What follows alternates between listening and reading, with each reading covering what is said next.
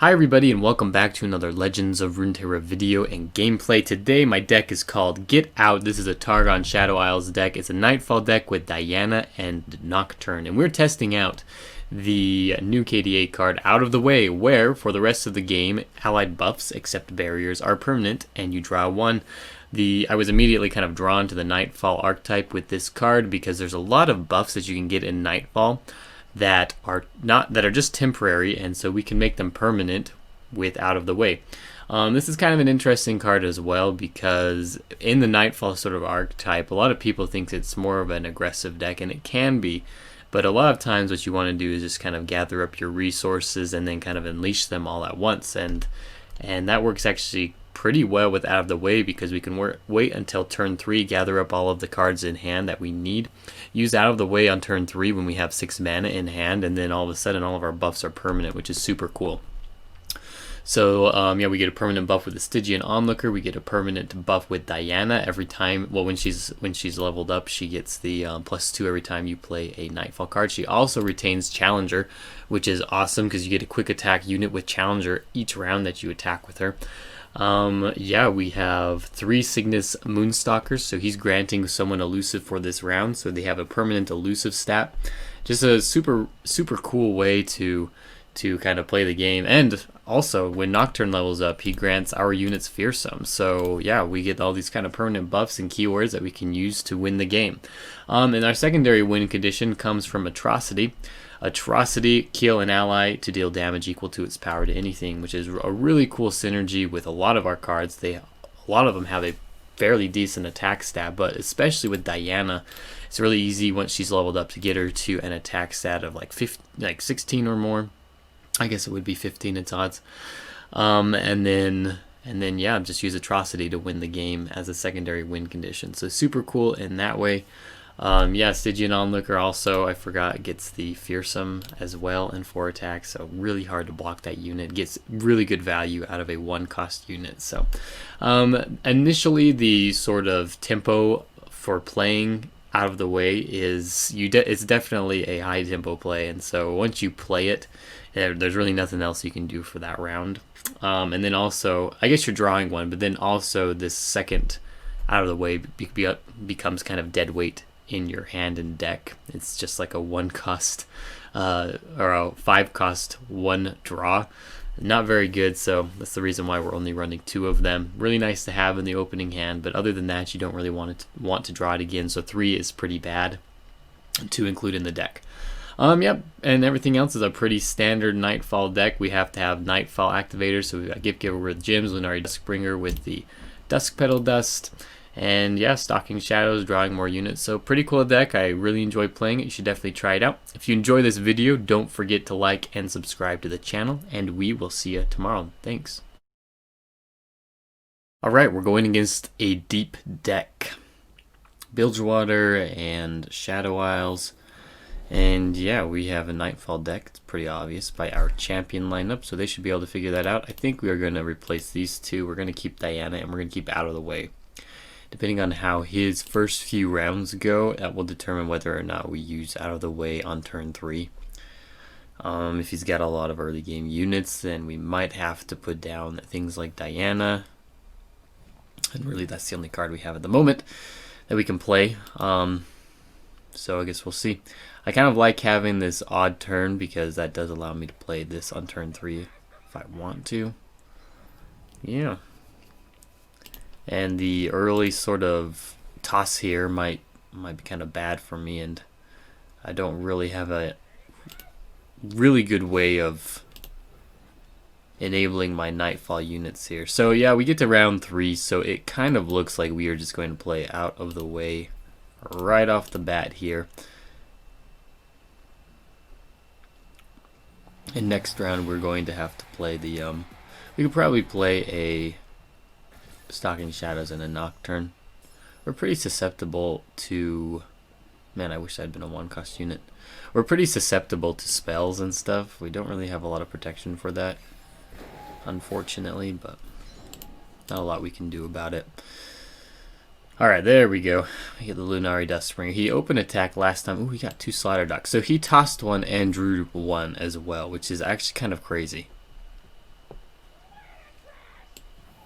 Yeah, I think we do take this block. We got value out of the Diana already, so. And I think we actually play the Nocturne here. We get 5 damage off. I think we don't even need to open attack actually, do we? We kind of do actually. Man, I don't get enough mana to play the Diana.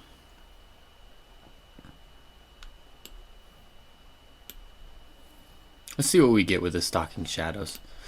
Gift Giver.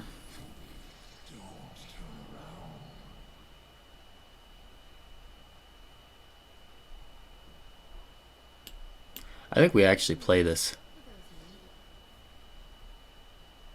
I'm going to retain mana for Pel Cascade. That's in case he's got a Grasp of the Undying. Alright, now I'm in pretty good shape. Depending on what he has in hand, he might go deep this next round here. Alright, cool. 6 damage is pretty good.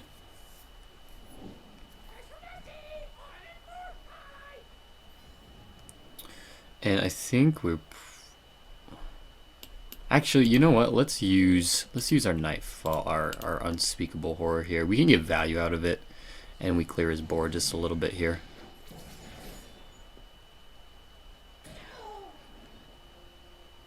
All right. Now, if he does have Devourer of the Depths, I think isn't that a maybe it is turn 6 play. That might have been a mistake to play that, I guess. Well, either way, now he's above the health for me to deal with anyway, so doesn't matter too much. 1, 2, 3, 4, 5, 6, 7, 8, 9. I've got 2 Dianas.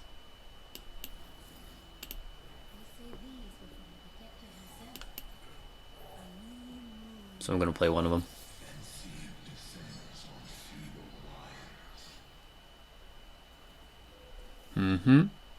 This is really, that's just completely fine. I'm not upset about that. Let's go ahead and play Diana again. And this should level her up. So that actually kind of worked in my favor.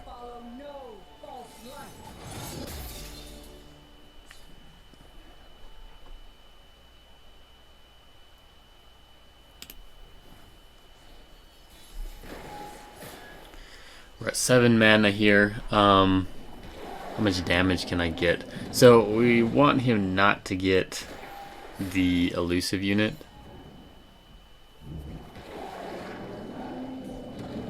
And he doesn't, okay. So we are at... and we got some extra reach there.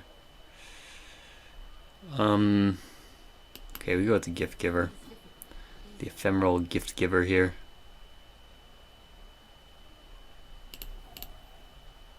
What does he have? Vengeance? Ooh, that puts me under though. I think we gotta go for it, unfortunately.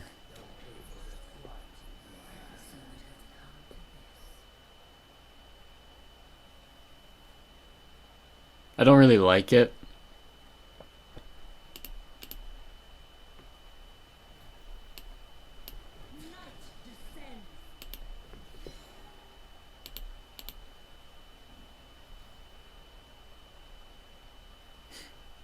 Grasp.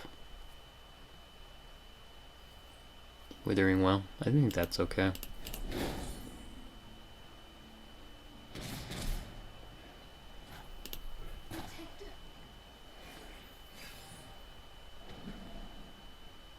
Ooh, Atrocity is really good. We can win this round, I think. Not quite. We have to wait till the next round. What's he got here?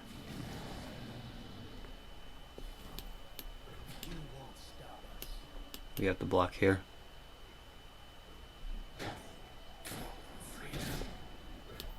We're gonna heal.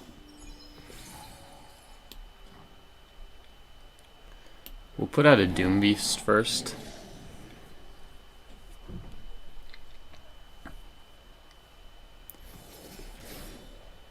I made a mistake. That was a mistake. I should have done the Lunari Shadestalker.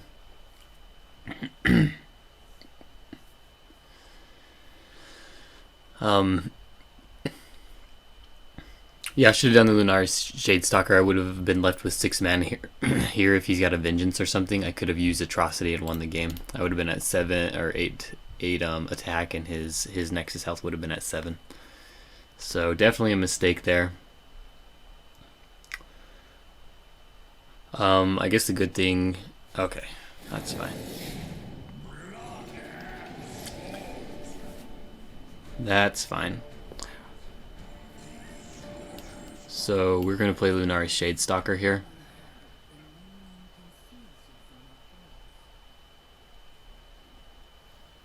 It's got Vile Feast. I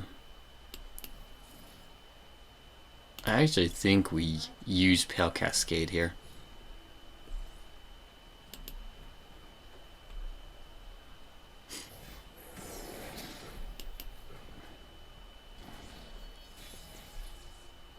Use a lot of mana.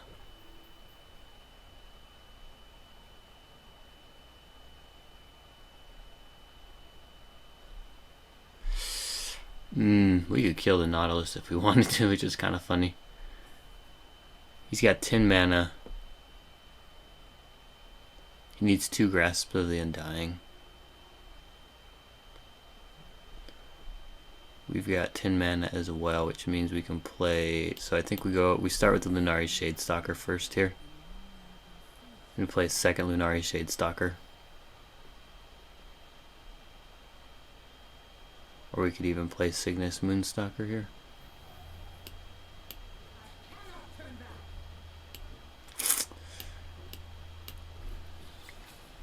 Does he have another Runation? So we are at 7, 8.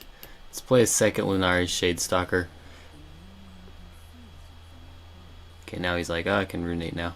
Yep, there we go. Perfect. That's exactly what I wanted.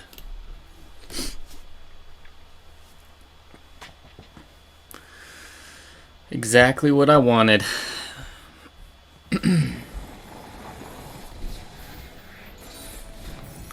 I just had to play a little bit careful there at the end of the game because it was possible for him to have Grasp of the Undying and I couldn't protect the Diana there. So I did want to spread out just enough so that I was still threatening lethal damage with my units. So that forced him to use a different spell to get rid of my units instead of something like Grasp, because I really don't know what his hand still is. Yeah, and if I went with the Diana, I would have won the game, right? But I could have died to Grasp, so... We're just playing a little bit careful. We spread out there. We kind of took the safe play and ended up winning the game with Atrocity that we had as our backup win condition there in the deck. So pretty good gameplay. Definitely made a mistake that second to last round. I should have played the the Shadestalker instead of the other card. I can't remember all of a sudden, but the 3-cost. I could have got a earlier win off, I think. So kind of unfortunate. Definitely need to learn a little bit from this deck, but still pretty happy with the gameplay.